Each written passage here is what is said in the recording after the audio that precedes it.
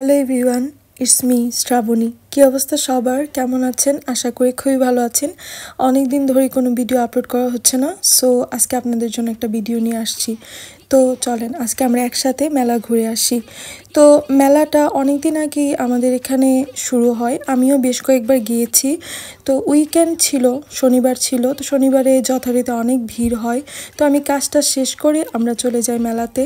দেন আমি মেলাতে গিয়ে কী করলাম, কী রাইডে চড়লাম। আমি যদিও তেমন একটা রাইড চড়া পছন্দ করি না, কারণ আগে খুব বেশি রাইডিং করা হতো, কিন্তু এখন আর ভয়ে তেমন একটা করা হয় না। আর এই যে দেখছেন অক্টোপাসটা, এটা দেখলে আমার মানে ভেতরে কেমন কেমন জানি করে। আর এই যে রাইডটা, এই রাইডটা আরও বেশি ভয়ানক আমার জন্য। আমি এইসব রাইডে কখনো চড়তেই চাই না, কারণ আমি জানি না কেন আমার ভেতরে একটা ভয় কাজ করে। যদিও আগে তেমন কাজ করতো না, বাট মেলাটা কিন্তু খুবই সুন্দর ছিল। আর অনেক মানুষ যেহেতু ছিল, লাইটিং সব কিছু মিলিয়ে রাইডিং মানে অনেক মজা করেছি আমরা সবাই। আমরা বেশ কয়েকজন ছিলাম। তো আমি আমার হাজব্যান্ডকে বলি সব থেকে সহজ যে রাইড, এটাতে আমাকে নিয়ে উঠাও। তো আমার হাজব্যান্ড বলে আচ্ছা ঠিক আছে চলো, তোমাকে বাম্পার কার চলে। আমি বললাম আচ্ছা ঠিক আছে চলো।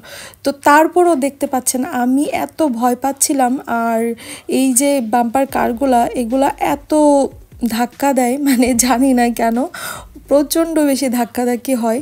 তো তারপরেও আমি এনজয় করছিলাম, বাট আমার ফেসটা দেখেন, আমি কিন্তু ভয় পাচ্ছিলাম। আর আমার থেকে ছোট ছোট বাচ্চারা, ওরা এত রাইড চড়ছে, ওদের কোনো ভয়ই নেই। এই ফরাসি বাচ্চাগুলো জানি না কেমন, ওরা যতই কঠিন রাইড হোক ওরা একদমই ভয় পায় না। তো যাই হোক, রাইডটা আমার কাছে বেশ ভালোই লাগছিল। তো আমার হাজব্যান্ড তারপর আরও বেশ কয়েকবার এটাতে ওর ফ্রেন্ডদের নিয়ে উঠে, কিন্তু আমি একবারই উঠেছি, কারণ আমার ভয়, আমি এটা সামাল দিতে পারছিলাম না। তো ভালোই লাগছিল। নর্মালি যখন দেশে ছিলাম তখন ফ্রেন্ডদের সাথে মেলাতে যেতাম, তখনের যে একটা আনন্দ ছিল, সে আনন্দটা আর এখন পাই না, জানি না কেন পাই না। তবে আমরা যখন আগে মেলাতে যেতাম দেশে থাকতে, তখন ফুচকা চটপটি সব কিছু, মানে এখানে তো এই স্টলগুলোই নেই, সো এখানে সব মিষ্টি মিষ্টি খাবার। তো যাই হোক, আমি এই রাইডটাতে ওঠার জন্য বলছিলাম, কিন্তু আমি এক্স্যাক্টলি জানি না এই রাইডটা আসলে কীরকম, দ্যাটস ওয়াই আমি আর উঠি নাই।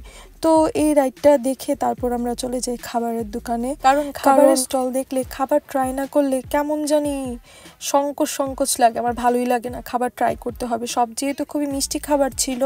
তো আমি এখান থেকে একটা বেনিয়ে কিনে নিই, হালকা সুগার পাউডার দেওয়া ছিল উপরে, এটা খেতে ভালোই ছিল। তো আমরা হাঁটতে হাঁটতে, যেহেতু মেলাটা অনেক বড় ছিল, একটা সাইড থেকে পুরো লম্বা হয়ে গিয়েছে, তো অনেকগুলো রাইড ছিল, সবগুলো রাইডই দেখানোর চেষ্টা করছি। কিন্তু সবচেয়ে বড় কথা, আমি কোনো রাইডই চড়তে পারি না, কারণ ভীষণ ভয় করে।